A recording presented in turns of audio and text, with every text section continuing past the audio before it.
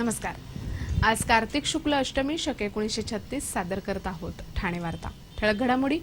ठाणे परिवहन सेवेची कासार वडवली ते अंधेरी आणि हिरानंदानी ते बीकेसी वातानुकूलित बस सेवा सुरू। ठाण्याच्या काही भागाचा पाणी पुरवठा उद्या 12 तास बंद आणि प्रोटेगो इंडिया प्रायव्हेट लिमिटेड कंपनीत 11.5 ते 14,500 रुपये करार करण्यात धर्मराज्य कर्मचारी महासंघाला यश। या आणि इतर घडामोडी विस्तृतपणे पण काही क्षणातच। ठाणे वार्ता पहा श्रीस्थानक वाहिनीवर। आता सकाळी 9:15 पासून रात्री 9:15 पर्यंत ठाणे वार्ता, ठाण्यातील पहिलं दृकश्राव्य माध्यम। श्रीस्थानक वाहिनी ठाण्याची स्वतःची वाहिनी। ठाण्यातील घडामोडी, कार्यक्रम, वादविवाद, अगदी गाणी, नाटक याचा आनंद घर बसल्या पहा श्रीस्थानक वाहिनी। आपल्या ठाण्याचं हक्काचं व्यासपीठ श्रीस्थानक वाहिनी।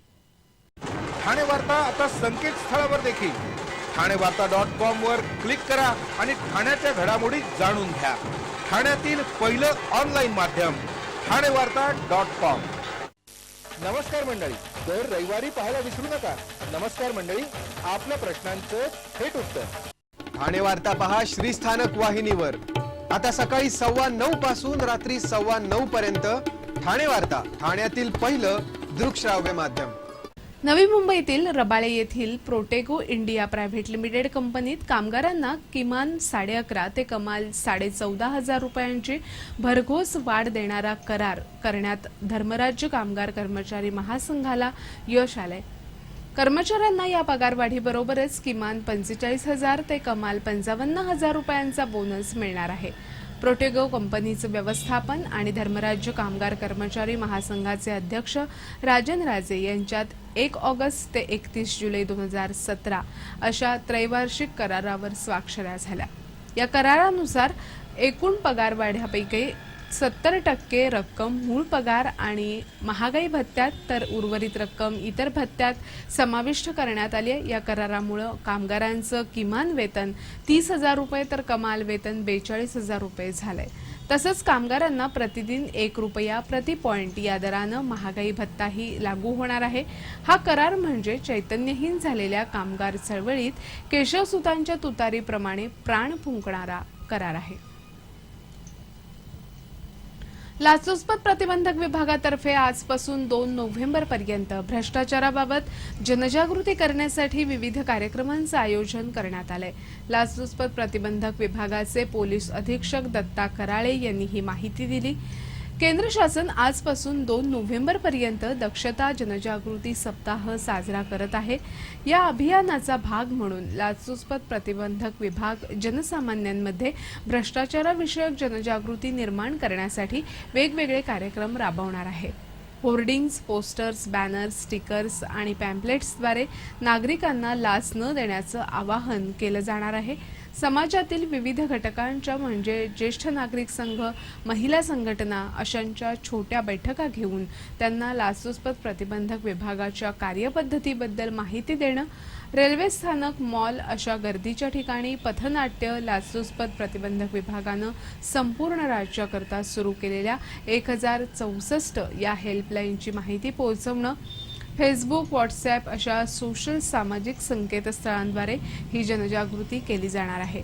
राज्यामध्ये 1067 प्रकरणात 1300 लाचखोर अधिकारी कर्मचाऱ्यांना पकडण्यात आले।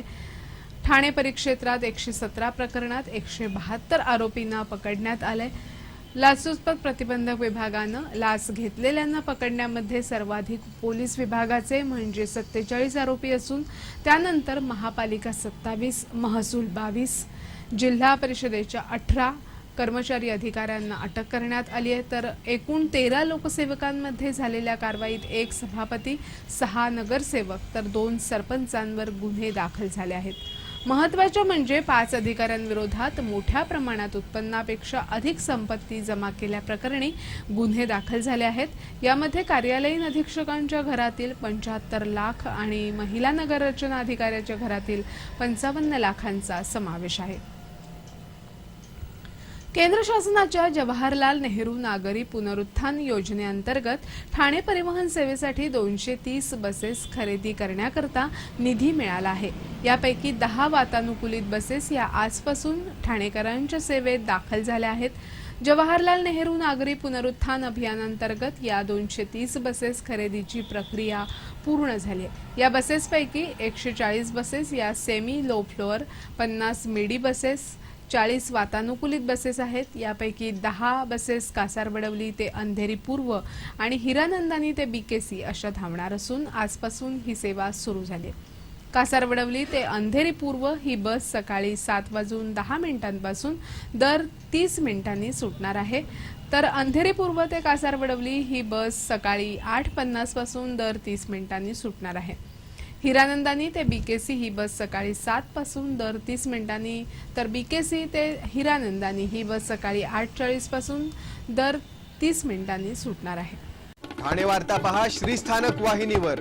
आता सकाळी 9:15 पासून रात्री 9:15 पर्यंत ठाणे वार्ता, ठाण्यातील पहिलं दृकश्राव्य माध्यम। आपला परिसर स्वच्छ आणि सुंदर ठेवण्यासाठी ठाणे महापालिकेत सहकार्य करा। ओला सुका कचरा वेगवेगळा जमा करा आणि रोगराईपासून मुक्तता मिळवा। ठाणे वार्ता आता संकेतस्थळावर देखील ठाणेवार्ता.com वर क्लिक करा आणि ठाण्याच्या घडामोडी जाणून घ्या। ठाण्यातील पहिलं ऑनलाईन माध्यम ठाणेवार्ता.com। डॉक्टर आणि रुग्णांचं पिढ्यानपिढ्यांचं जिव्हाळ्याचं नातं म्हणजेच डॉक्टर बेडेकर हॉस्पिटल आता अत्याधुनिक सोयी सुविधा आणि तंत्रज्ञान युक्त वंध्यत्व निवारण केंद्रात IVF आणि टेस्ट ट्यूब बेबीचीही सुविधा। Doctor Bedekar hospital, Maharshi Karvepath, Thane. 65 वर्षांची निरंतर सेवा। Jaipuri jewellery exhibition cum sale, 50% बचत। American diamond sets, mangalsutra, fancy bracelet, fancy earring top, radium आणि गोल्ड प्लेटेड बांगड्या आणि अन्य ज्वेलरी फक्त जयपुरी ज्वेलरी एक्झिबिशन मध्ये, अशोका बेसमेंट जवळ, गोखले रोड, नौपाडा, ठाणे पश्चिम। ठाणे वार्ता पहा श्रीस्थानक वाहिनीवर। आता सकाळी 9:15 पासून रात्री 9:15 पर्यंत ठाणे वार्ता, ठाण्यातील पहिलं दृकश्राव्य माध्यम। महापौर संजय मोरे हे ठाण्यातील स्वच्छतेचा आढावा घेण्यासाठी विविध ठिकाणांना भेटी देणार आहेत। महापौर संजय मोरे यांनी स्वच्छ ठाणे, सुंदर ठाणे, हरित ठाणे ही संकल्पना प्रत्यक्षात साकारण्यासाठी ठाणे महापालिकेचे सर्व स्वच्छता निरीक्षक आणि सार्वजनिक बांधकाम विभागाच्या अधिकाऱ्यांची एक बैठक घेतली होती। या बैठकीत महापौरांनी ही माहिती दिली। ठाण्याच्या विविध विभागांना महापौरांनी भेटी दिल्या असता अनेक ठिकाणी कचरा कुंडीतून कचरा बाहेर पडल्याचं दिसून आलं, त्यामुळे कचरा इतरत्र फैलावतो आणि नागरिकांच्या आरोग्याचा प्रश्नही निर्माण होतो। यासाठी स्वच्छता ठेवणं आवश्यक आहे। स्वच्छतेची प्रथम जबाबदारी ही स्वच्छता निरीक्षकांची आणि संबंधित विभागाची असल्यानं सर्वांनी मिळून साफसफाई आणि स्वच्छता ठेवल्यास स्वच्छ ठाणे, सुंदर ठाणे आणि हरित ठाणे ही संकल्पना प्रत्यक्षात यायला वेळ लागणार नाही, असं महापौरांनी सांगितलं। महापौरांनी बोलवलेल्या बैठकीमध्ये संबंधित अधिकाऱ्यांनी केलेल्या सूचना विचारात घेऊन त्यावर तातडीनं उपाययोजना करण्याचे आदेश महापौरांनी दिले। स्वच्छतेच्या बाबतीत घनकचरा व्यवस्थापन विभाग, सार्वजनिक बांधकाम विभाग आणि तांत्रिक विभागाची सामूहिक जबाबदारी असल्यानं यामध्ये हयगय सहन केली जाणार नाही, असा इशाराही बैठकीत देण्यात आला। ज्येष्ठ रंगकर्मी आणि साहित्यिक रत्नाकर मतकरी यांच्या संकल्पनेतून ठाण्यात रंगणारा वंचित जनसमूहाचा नाट्य जल्लोष महोत्सव जानेवारी महिन्यात रंगणार आहे। कला, क्रीडा, साहित्य, कलाकारी, अदाकारी अशा साऱ्यांच्या अभिव्यक्तीमधून स्वतःचा शोध आणि व्यक्तिमत्वामधला विकास अशी आयुष्याला भावी दिशा देणारी एक दुर्मिळ संधी यामुळे युवा पिढीला मिळणार आहे। नाट्य जल्लोष या महोत्सवाच्या रूपरेषेसंदर्भात अलीकडेच दुसरी बैठक झाली। ठाण्यातील खारटन रस्ता, माजिवडा, मानपाडा, राबोडी, मनोरमा नगर, ढोकाळी, सावरकर नगर, यशोधन नगर, येऊर, वागळे इस्टेट अशा विविध विभागातून नाट्य जल्लोषामध्ये सामील होण्याकरता युवकांची बांधणी सुरू झाली। या महोत्सवाचा भाग म्हणून 20 नोव्हेंबर पर्यंत ही गटबांधणी पूर्ण केली जाणार आहे।